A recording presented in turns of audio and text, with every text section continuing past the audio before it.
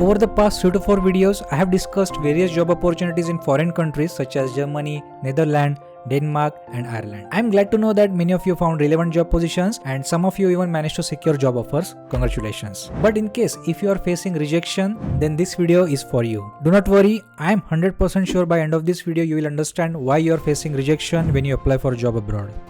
There are two types of rejections. The first type is automated, where most companies use an applicant tracking system or ATS that screens resume before they are even reviewed by a human. The second type is manual rejection. In this video, I'll explain those two types of rejection in details along with some tips on how to avoid them. I'll also talk about some precautions that you should take. Additionally, I'll share some helpful tips on how to avoid rejection and get shortlisted for a screening interview if you are applying for jobs abroad. So, without further ado, let's begin.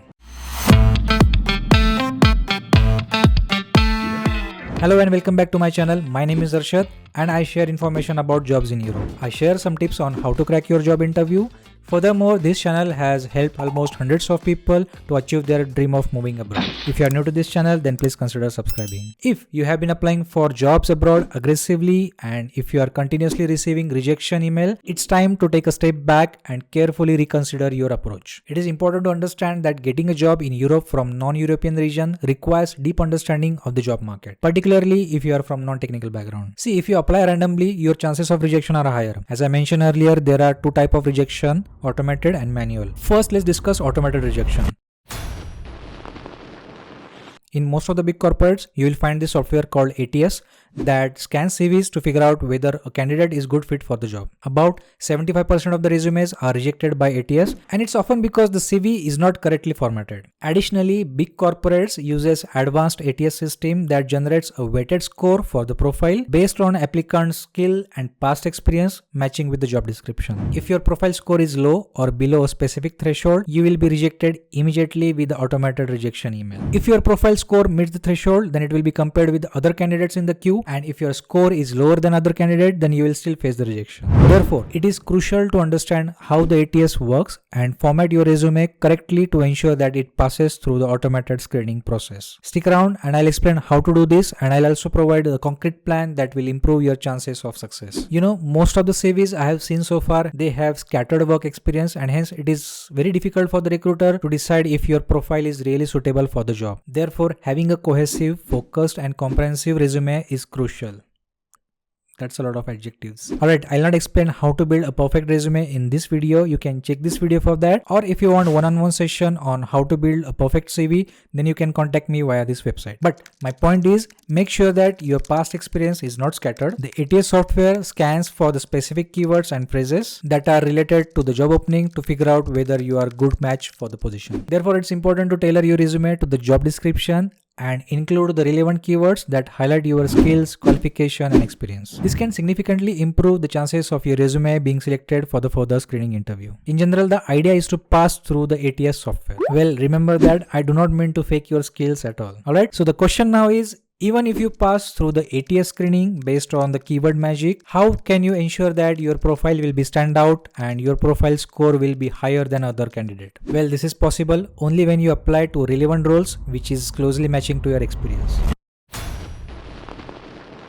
Now let's discuss the second scenario of rejection in which your resume is reviewed manually by a recruiter or a HR personnel. Keep in mind that the individual checking your resume is trying to quickly assess whether you possess the required skills for the job, and hence you should structure your resume in a way that on the first impression the HR will get to know that you have relevant skills and qualifications. The idea is to make it easy for the human to identify a match between your skills and the job requirement. Let's also talk about formatting. How do you format your resume correctly for a manual HR scan or even ATS? One of the first thing that you can do is to use PDF instead of a Microsoft Word document. PDFs are generally more easily read by applicant tracking system than the Word document, which can sometimes cause formatting issues. Additionally, to ensure that your resume appears consistent across different screens, it is best to choose a simple traditional resume format. Well, if you want to use my CV template, you can download it from this link. I have created a custom European standard simple yet effective template. It is quite easy to customize as per your need. Feel free to check that out. In case if you are using your own CV format, then make sure that you are not using fancy color, design and graphics, because these elements may be visually appealing but they cannot be read by an ATS, and as a result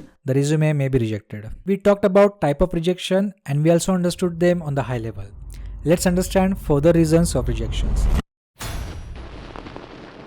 As I said, poor formatting and complicated design of CV can lead to rejection. Another potential reason for the automatic rejection in the hiring process could be that you are either underqualified or overqualified for the position. It is important to carefully read the job description to determine if the position is good fit for your skills, qualification and experience. In some cases, you may still want to apply for the job even if you don't meet all the qualification, but make sure that you have relevant experience that could make you a strong candidate. It is also possible that you are overqualified for a position, but this may not be explicitly stated in the job posting. In this case, it is important to carefully evaluate whether the position aligns with your career goal and aspirations before applying. Another reason for rejection is lack of local language proficiency.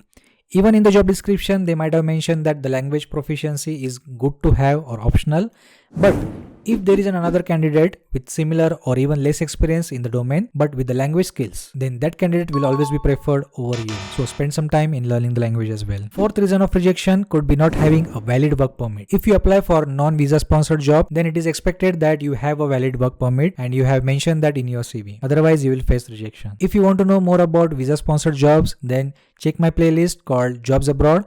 I keep creating videos about visa sponsored job. Do not forget to subscribe for future updates. And if you're interested to connect with me, then check my website called www.settle-germany.com. You can book an appointment with me and I can help you to solve your queries. Alright, I hope you understand why your application is rejected, and I also hope that you can prepare better now with this information that I shared. If you really find any values in this video, then please hit the like button. I'll see you in the next one. Meanwhile, take care, stay healthy and stay wealthy. Bye-bye.